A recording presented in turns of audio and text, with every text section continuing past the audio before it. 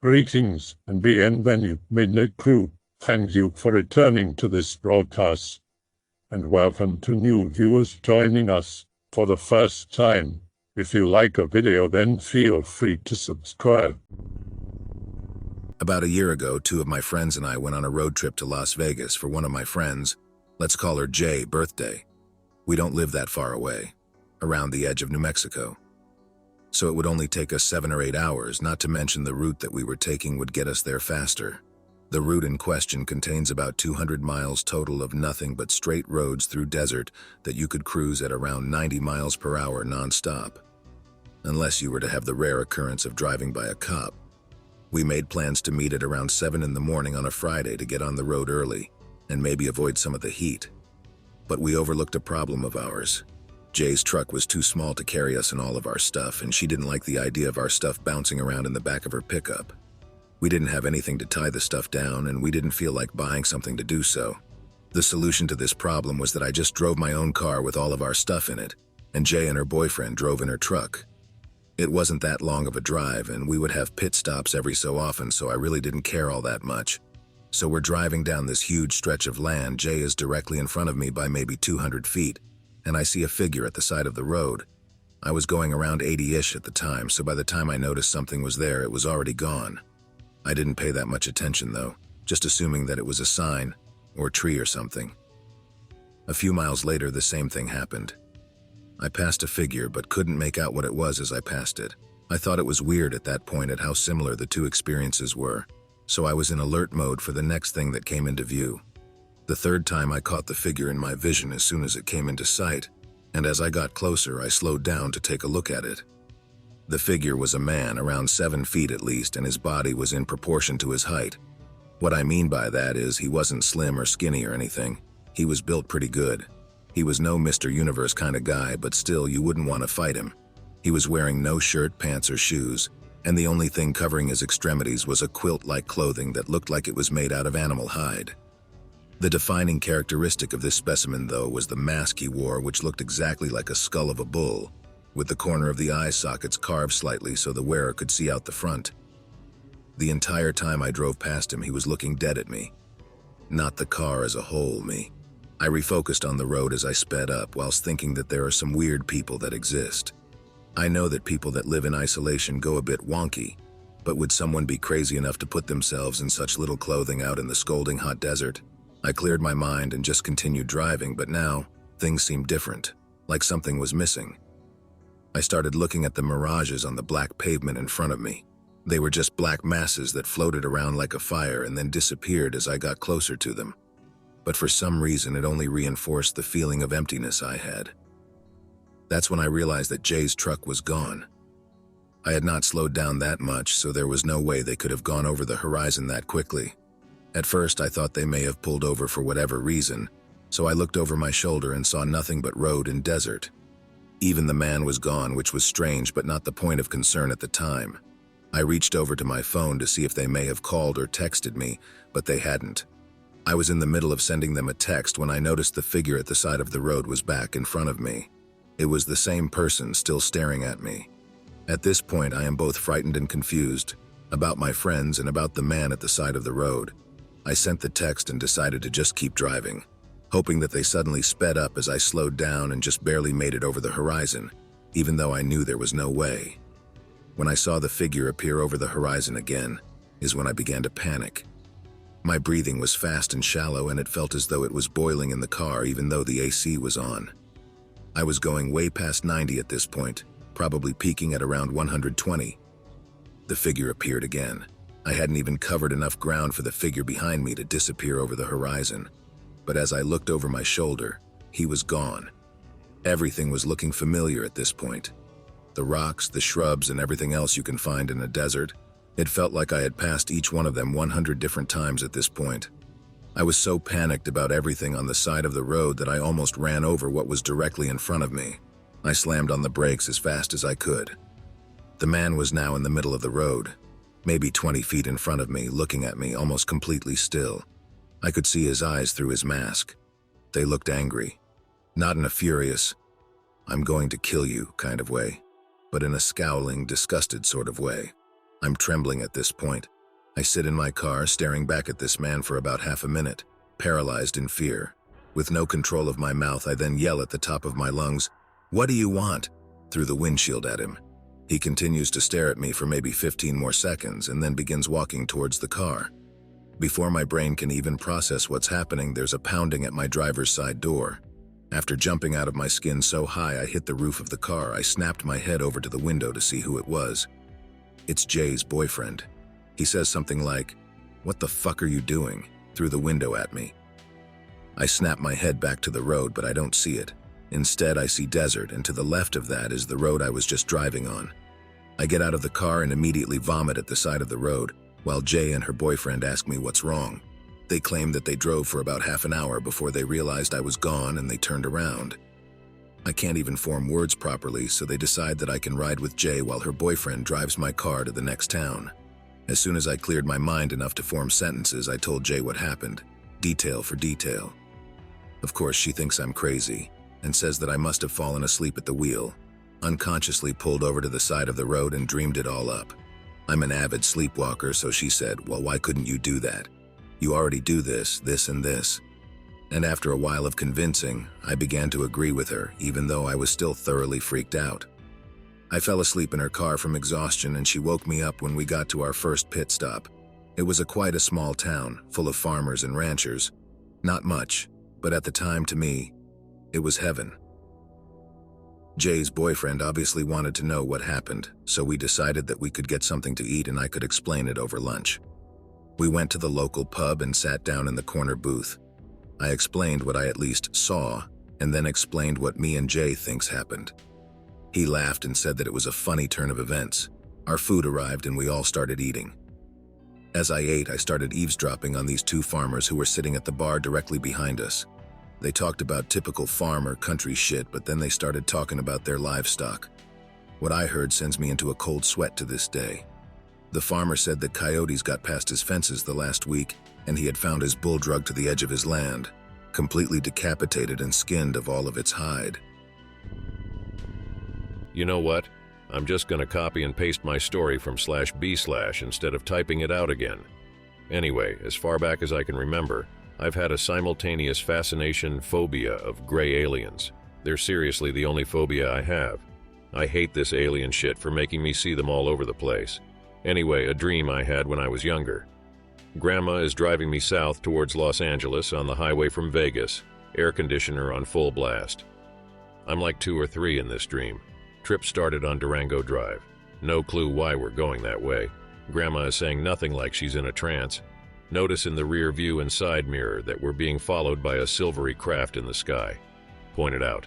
Grandma says nothing and keeps driving further out into the Mojave. Eventually, she just pulls over to the right side of the road and the craft catches up with us. Dream ends. As I fall asleep, I often get the feeling of flying as I drift off. It's kind of pleasant, so I don't even mind it and consider it a normal part of falling asleep. One night, I'm like 8 or 9 here. I wake up and go to the sliding back door in the kitchen leading to the backyard. No clue why, probably to get my dog water or something. Open the sliding back door. Immediately paralyzed with this buzzing, ringing, electric, overwhelming fear. There, in my backyard, waiting for me are gray aliens. Those eyes. All I want to do is go back inside and close the door behind me, but I can't even move. I woke up startled in bed. The flying sensation now fills me with dread. Moved to a new house in North Las Vegas. It's located right by the bombing range and a hog farm, and I smell hog slop every morning getting in the van for school. Pick related. See a lot of weird aircraft up there anyway. Stealth bombers making low passes, jets, what I can only assume are experimental aircraft, black helicopters trailing the van, etc. See plenty of UFOs too. The house is 2 stories, with the second story basically being like an indoor balcony overlooking the living room on the first floor. Directly across from the railing on the indoor balcony, on the second story, above the living room, are 3 huge windows that make me paranoid. Spend endless nights just watching things fly around through those windows. I have a window in my room that I hate too. I hate my closet as well for some reason. Originally, my bed is directly by the window, but I rearranged all the furniture in my room so that I can sleep sitting across from it with my back against the wall. Start getting lots of nightmares in this house about aliens. It's always with this electric buzzing that permeates the air and paralyzes me. Wake up with gray aliens looking down at me, can't move. This happens a lot. In one dream, I actually get floated through my wall to a waiting craft above the house. One time I woke up paralyzed, lying face down on my stomach, to the sensation of my covers slowly being peeled from my back. Begin wrapping myself up burrito style in my blankets before I fall asleep, or staying up all night looking out those windows and standing vigil. I seriously count each passing minute until dawn, standing in one place and repeating something like, "Leave me alone," and "Go away" in my head. Where I stand is just far enough from my parents' bedroom door that I won't cast a shadow under the doorway. Sometimes I can hear that buzzing coming from their bedroom too, and then I know what's coming. Lock myself in the bathroom all night sometimes too. Develop bad insomnia. Between 2 to 4 in the morning is the worst.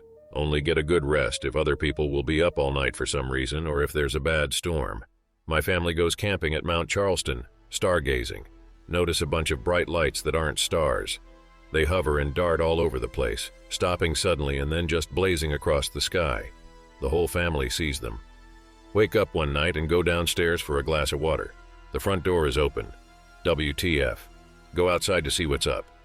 Sisters are standing on the driveway in their PJs and pointing up at the sky. Ask them what they're doing.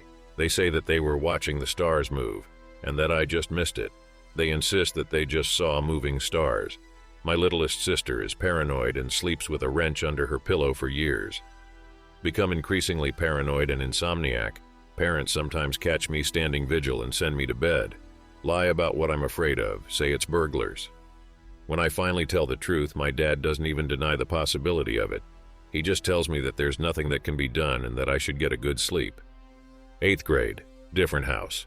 Wake up to a hot, electric, numb buzzing all over in my room. It's somehow really loud despite it not making any actual noise. My nerves are on fire with this statusy feeling. Feel like there's a hostile presence in there with me. Feel it emanating from my bedroom window. I've got to get out of there. Can move this time. Legs are so numb that even though I can hear the thud of them hitting the ground as I leave my bed, I can't feel it in my feet at all. Seriously, feels like I'm gliding when I walk from the lack of sensation in my legs and feet. Head straight for my door without even looking at my window. Suddenly, I feel this hot, electric shiver shoot up my spine and make the hairs on the back of my neck stand on end. Something is speaking to me. I hear it clear as day, even though it's in my head. Seriously, I hear it clear as day and it's real. I hear it like it's right behind me, breathing down my neck. The most hostile, hissing language I've ever heard in my life. It sounds like it's 1,000 voices and like it's one voice at the same time. It sounds like human speech, but it's not in any language I recognize, and it doesn't sound like whatever's speaking is human. It sounds like pure hostility, and it freezes me in terror. I get the hell out of there and spend the next few hours outside my room saying Catholic prayers. No waking up with a start, no chance this was a dream. That's about all I've got for the most part. I still wake up feeling like I've been visited sometimes, but it's far less frequent now. The last time was a few months ago, and all it involved was me waking up. How should I describe this? The feeling like I wasn't actually asleep before I woke up. I felt really startled, and I had the image of that face fresh in my mind. For the most part, though, the activity has really quieted down since I was a kid. I know I'm not the only one who experiences this either. Sometimes, on long road trips at night in the desert, my dad will broach the subject. If I try to ask him about it on my own, he's really good at saying things without actually saying anything about it. But from what he's told me, he's also been seeing UFOs and aliens since he was a kid. According to my uncle, he used to insist that there were aliens living underground out in the desert. I sometimes fear that when I have kids, this is going to start up all over again. I don't know why. In any case, those are all the stories I can tell you. I can post them on 4chan because of anonymity, but this is the shit I don't even tell my therapist or my closest friends. Honestly, if I hadn't experienced it, I'd find it unbelievable myself. It makes no sense that a person could be floated through their wall, and I don't claim to understand what these things are or how they work. B13. Grandparents own timeshare in Vegas. Plan a trip with all my cousins to meet in Vegas and have a merry time. This is the time the first iPod ever came out. Grandpa's a dance instructor, so he gets on that shit. Has iPod, it's his baby. Brings it everywhere, several thousand songs on it. Naturally, they took it on our long trip to Vegas. We go to Vegas, have fun, go home. Grandparents don't play iPod because it died and didn't have time to charge it. Just pack it with stuff. Arrive home from a 4-hour drive. Pooped. Grandparents frantically search for iPod.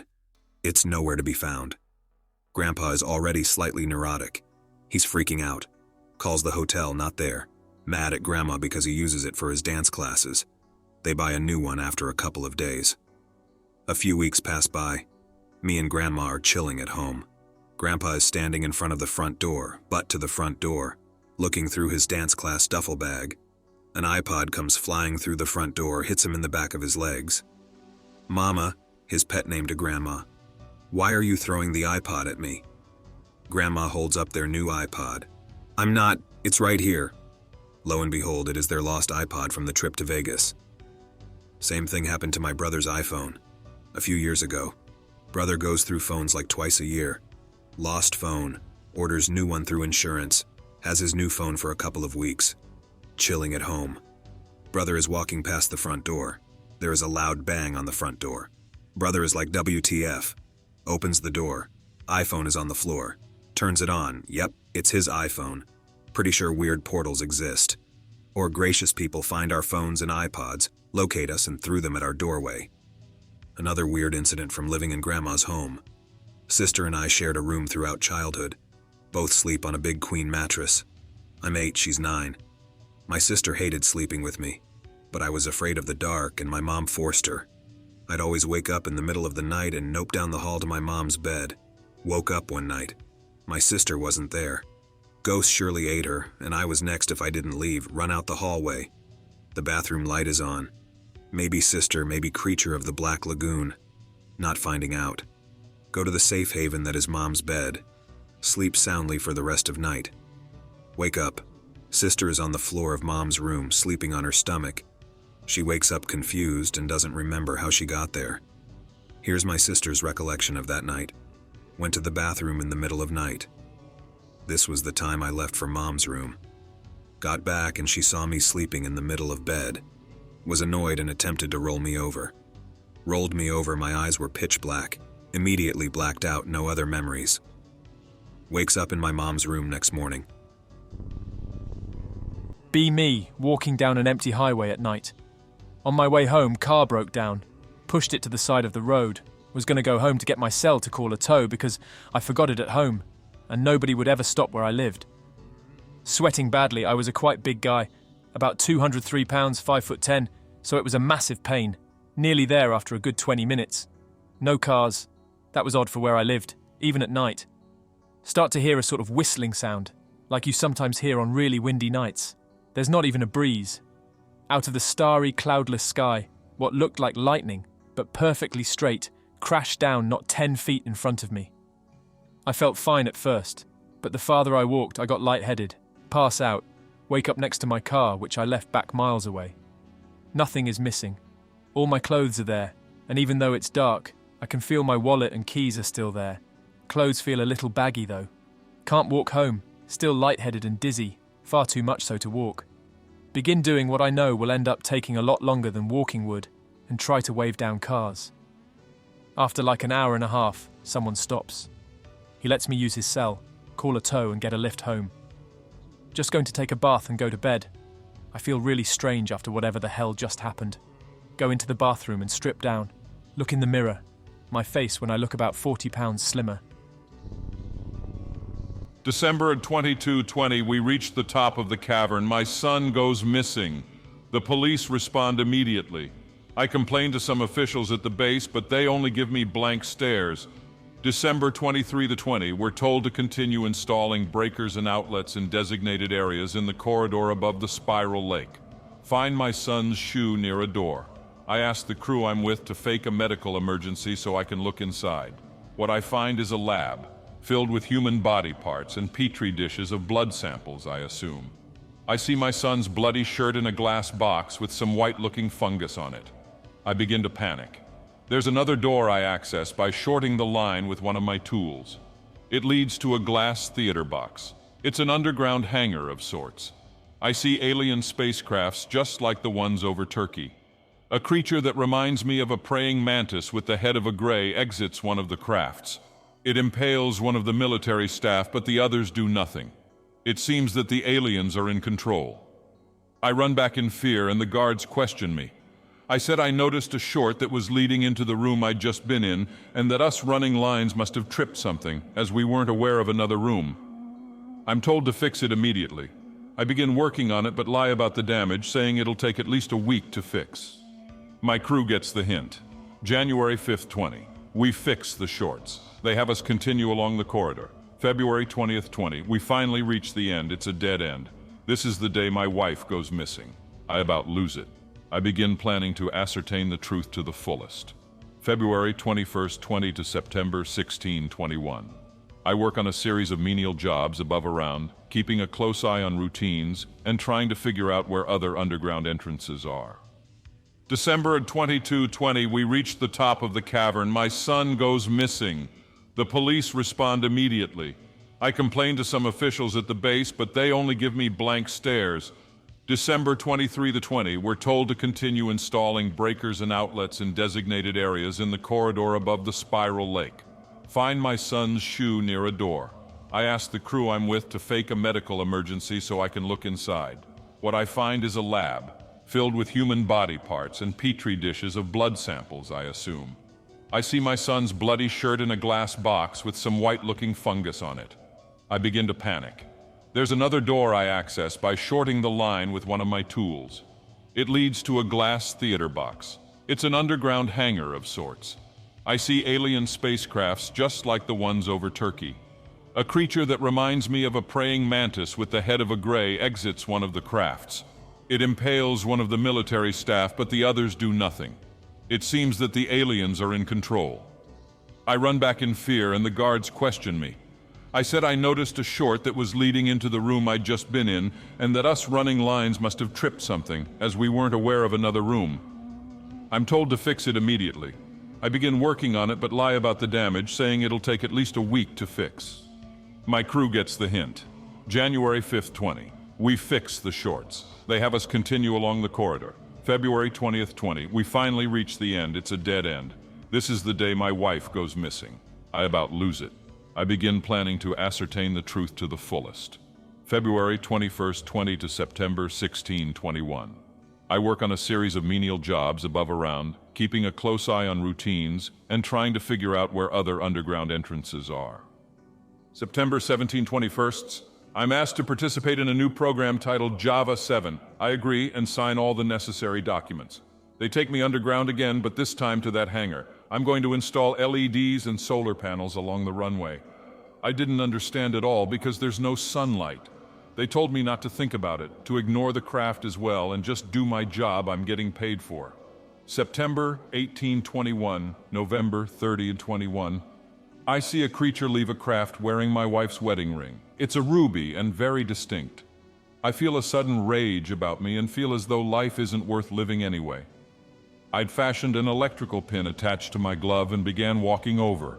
The guards began to shout, but I didn't care.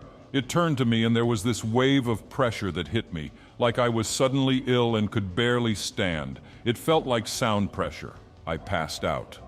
March 25/22. I had apparently been in a coma and woke up in the base hospital, but I've remembered many such things since then. I know I was on their craft. I know they opened me up and I have the scars. I saw my wife. She said our son was dead and that they were using her for uterus's cells. I remember we had a short chat on our respective beds where she said the creatures told her soy is their way of sterilizing and shortening the lives of humans, but also to undermine our politics. It's a chemical warfare that becomes psychological. And they're winning. April 27/22. I fully recovered. My wife is found, but she's paralyzed from the waist down.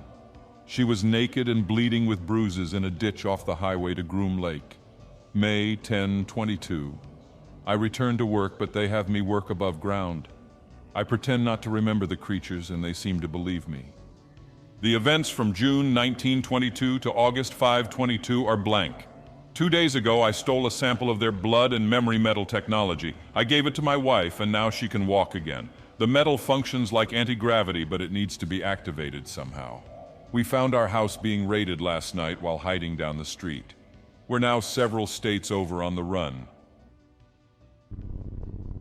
I hope that you enjoyed tonight's broadcast. If you enjoyed tonight's story, then please subscribe to the channel as more green texts will appear daily. A new broadcast will appear when the clock strikes midnight Central Time.